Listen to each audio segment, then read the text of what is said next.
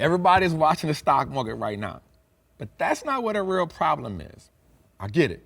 The 10-year treasury, well, that's the one that's rising. And oil is actually pushing up higher. And Iran, they charging $2 million per ship to pass through one of the most important trade routes in the world. And if you don't understand what that means, you're going to really misread this entire market, fam. In this video, we're gonna break down a couple of things that I think can help you navigate this market. I'm gonna break down what is actually putting the pressure on the market. And I don't think people really understand that, and why this likely forces a shift sooner than people realize. And then I'm gonna give us 3 companies that continue to perform no matter what is happening. Before we get into all that, man, I want you to like and subscribe. Help us get this video to 2,000 likes, y'all, because this is gonna be one of them ones. Let's go. Let's zoom out. Everyone thinks, well, war equals a market problem, and the headlines equal a market problem. But the real pressure, well, it's coming from something different. It's the bond market. And we notice every time President Trump tries to be aggressive, it can only last as long as the bond market allows it. Think last year with Trump tariffs, bond market went to 5, markets, he came off it. And the 10-year treasury is one of the most important numbers in the world. In case you don't know why, let's break that down. Well, because it affects borrowing costs, it affects mortgages, it affects valuations, it affects what banks lend at, it affects corporate profits. It's kind of like the stitching that holds everything together, but nobody really knows why. And so when yields start to rise, borrowing gets really expensive. Companies have to slow down. Investors demand higher returns, which means the 10-year is not attractive. So now they got to make those yields more attractive, which means that affects America because we have so much debt. And when people don't want to buy more of our debt, we can't build, which I don't think we build it anyway, but stocks get pressured after all of this. So the market really isn't reacting to fear. It's reacting to the borrowing cost of that 10-year. Now, before we get into digging into all that, I want to give you the first stock that I'm looking at. Ticker symbol PRIM, Primos Service Group. Now, let's talk about where money is quietly going. Now, this company here has just been performing really well. Now, what they do is infrastructure, energy services, and watch this, utility construction. Now that is key because none of these things right now are affected to AI, because these are some of the things that just have to keep going no matter what, because they're tied to real projects that have real contracts that have real demand. And I get it, we getting the influx of information on how AI is taking this job and taking that job and moving this away and moving that away, but this company is strong and they have real financial strength. They have a strong backlog, they have consistent revenue, but most importantly, they have long-term contracts. So companies like this continue to perform. And I ain't gonna lie, I kind of like the management team really good, because this company doesn't depend on market sentiment, it actually depends on work getting done. So I want you to check that company out. Let's backtrack a little bit. Let's talk about Iran and this oil story. Now, we have to layer that so we can understand the full concept. So Iran is actually controlling access through the Strait of Hormuz. And now they're charging $2 million per ship.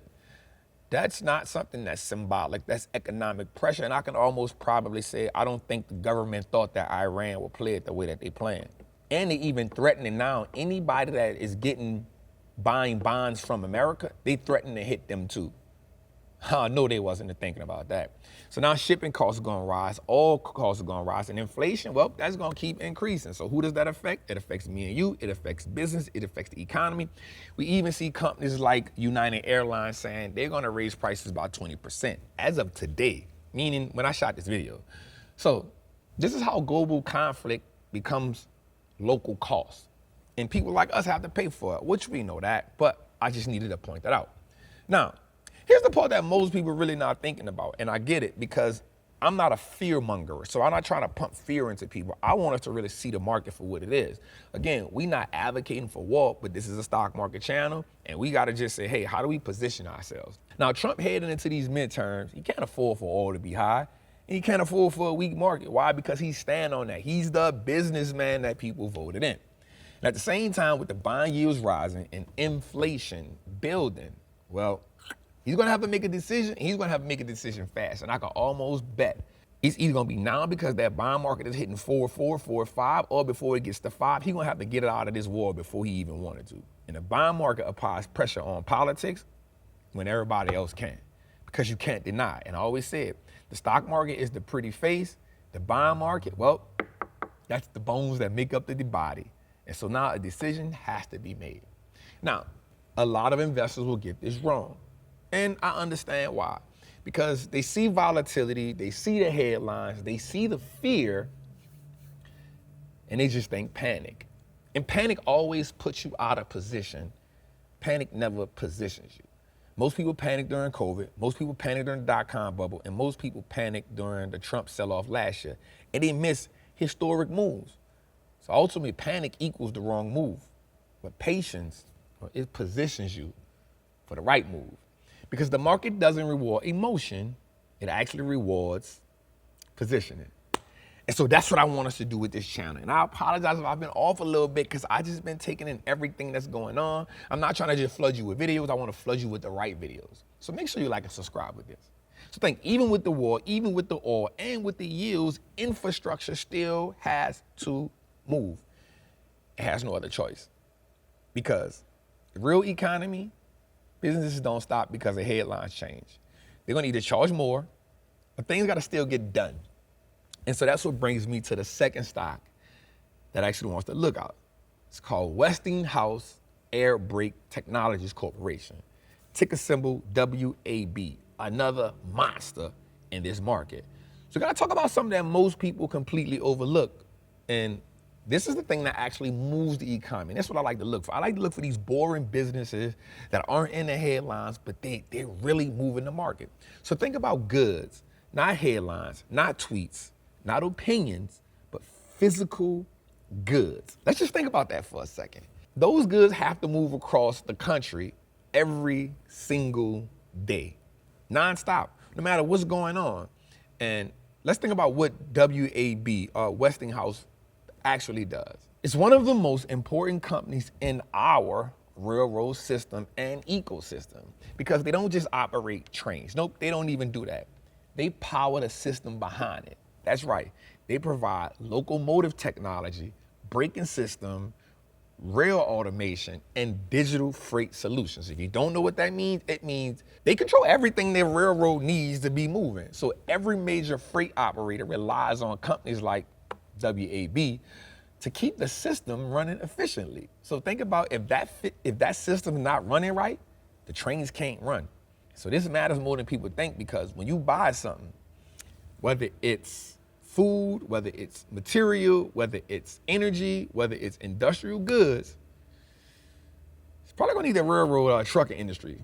And people going to railroads right now. There's a very high chance that it's moved by rail, just at some point.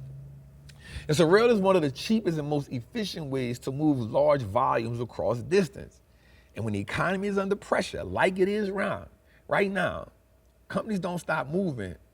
They actually become more efficient. And so the things that are costing more, they try to be like, let me go this way, because they want to be cost efficient.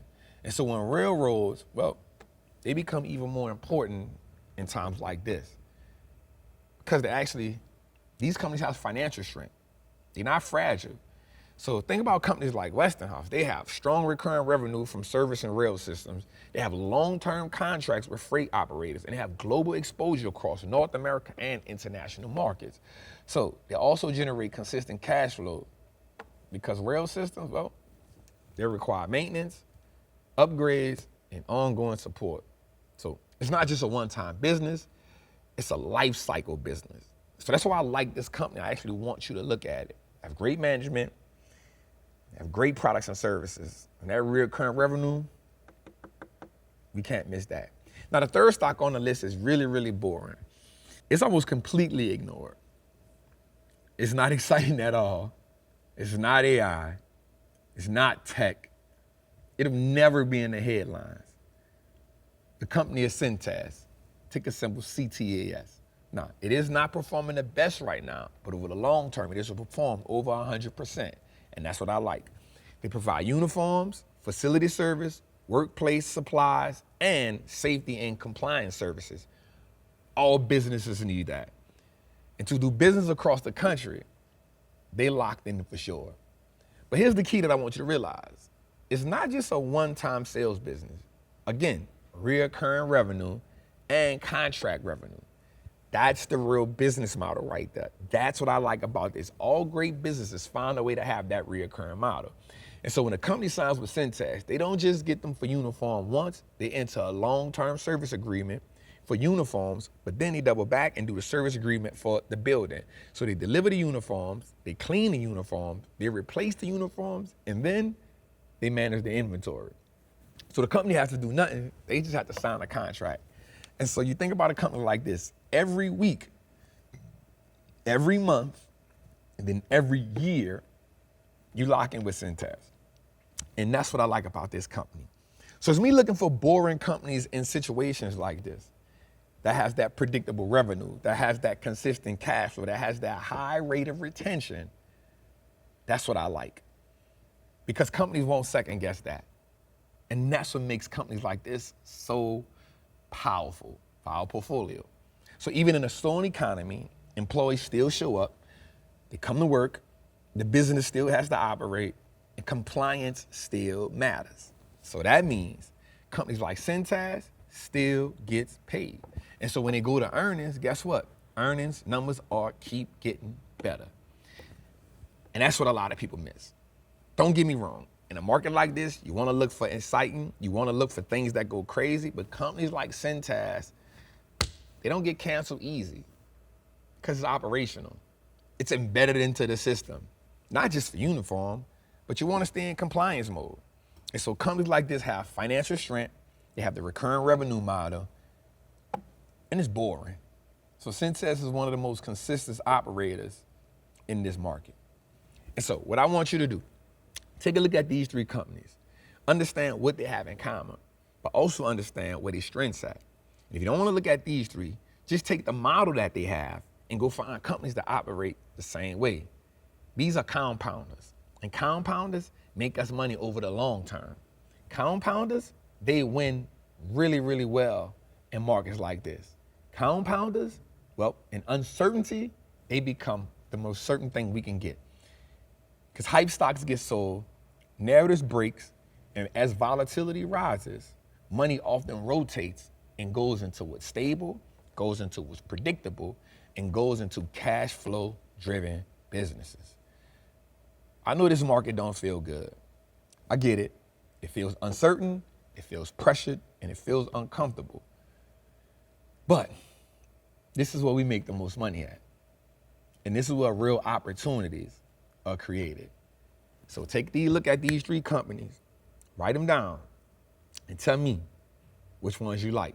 Because we won't win by reacting to headlines. We win by understanding what's driving them. It's your boy, the Wall Street Trapper. Make sure you like, subscribe, share this out to somebody, and check out the next video that's before this. Salute.